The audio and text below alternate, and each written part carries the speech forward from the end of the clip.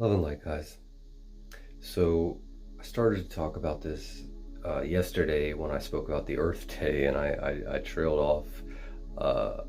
My thoughts were a little scattered. What I was trying to say about the Earth Day thing yesterday was that when that rally happened with 20 million people, and I'm using this as an example of every single protest and rally that's ever happened on the planet. Okay? So we come together in mass. 20 million people in this gathering. That's huge.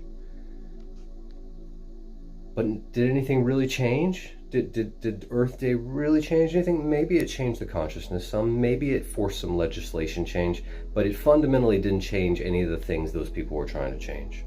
All the corrupt corporations that are polluting the planet and polluting people's communities without any regard, they continue to in those practices for the most part,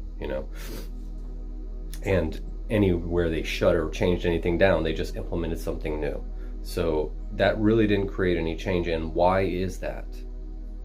It's because after coming together in a show of strength, in a show of unity, after coming together in mass, they then protest to the government. They then protest to the legislators, to the corporations, to the very people who have created the situation. They come to them as supplicants.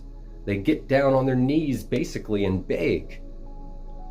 It's like, please change the laws. We're here, we're yelling, we're mad, we're upset. Change the laws, please, please, please. They're still just asking.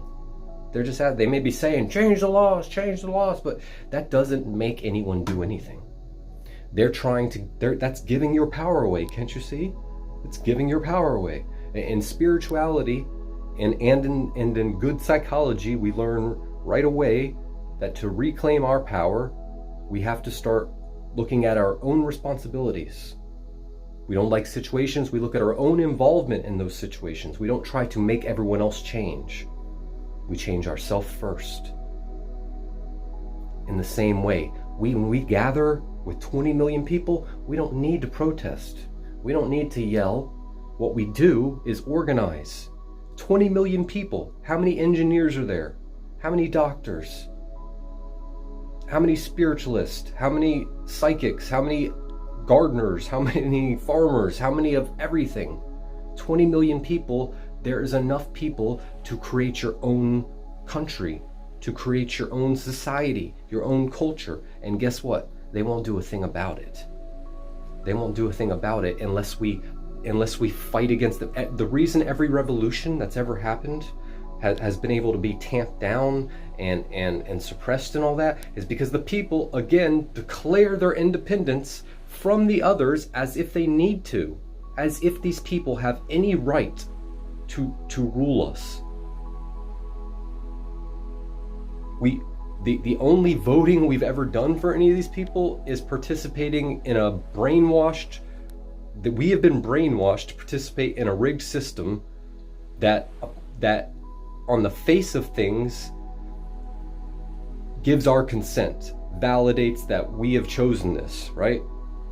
But none of us ever chose this, and none of us want it this way.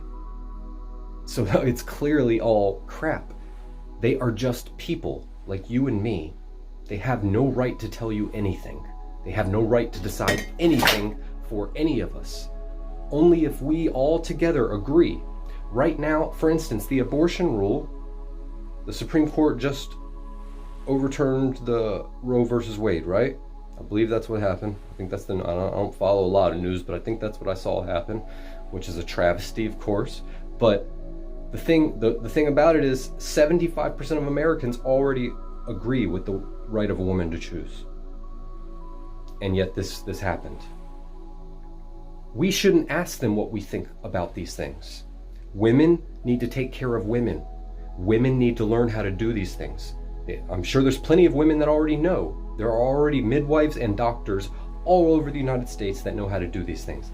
They need to be doing these things for free or at little cost, out of love and out of compassion for their sisters. We need to take care of each other. We don't need to ask the government. We literally could stop dealing with their money. If 20 million people came together and said, okay, let's form a community. See, let me go back. What I was saying about when you do that, when you say, okay, like we'll go to Texas, and Texas is now a free place. We're seceding from the United States. That whole confrontation and everything where they can fight. Not that they would even win. They wouldn't win unless we gave up, because again, their armed services are not even 1 million. All the police, all the armed services, everyone is not even 1 million people. There's 380 something million people in the United States. 75% of those agree with the right of a woman to choose abortion. That's 200, I'm not doing the math, but it's like 250, 260 million people. It's a lot of people. It's a lot of people. It's a lot of people. We can do anything we want. Within that group of people, there can be a network set up that takes care of everyone with their own guards. We can form our own police forces. We can form our own guards, and of course I will always stress we don't need violence. We don't need violence, but not. That's at my particular level. I've gotten to that place where I am willing and able to see everyone as my brother and sister, and to know that there's no such thing as death. To actually know it, not everyone is at that particular place. I'm not going to tell us how we should organize. While they're running around with guns and such, then maybe some people on the other side need to do the same thing. I don't know. But I do know we need to stop letting them push us around. I do know we need to stop letting other people be our kings and queens and decide what's going to happen in our lives. In our lives.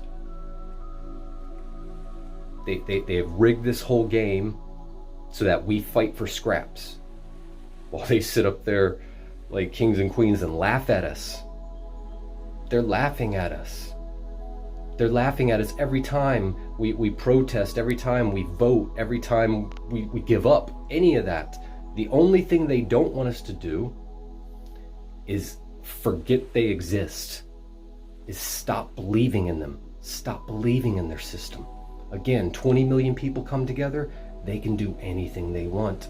They can make their own farms, their own schools, their own hospitals, run for the people, by the people, without the concept of money. We don't even need money. We don't need money.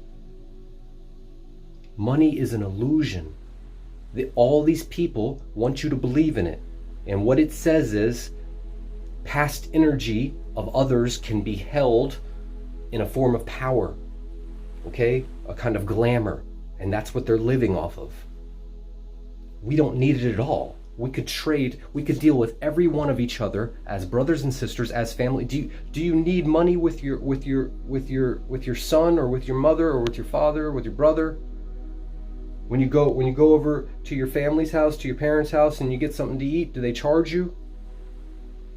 If we dealt with every one of us, if we hadn't been separated at birth and taught we were all individual families and we're all against each other and we all have these different political ideas and we're all these different races, and they've done everything they can to separate us.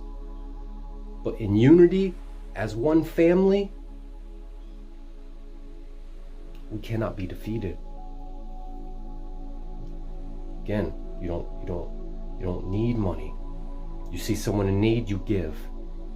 If we need more food, we come together and we grow food. We figure it out. We work together. We cooperate. Everybody's taken care of. No one is left out. That's how you make a society. That's how you make a community that works. F socialism. F capitalism. F democracy. It's all bullcrap. It's all bullcrap. What we need is a community run from love. What we need is a family. What we need is a global family.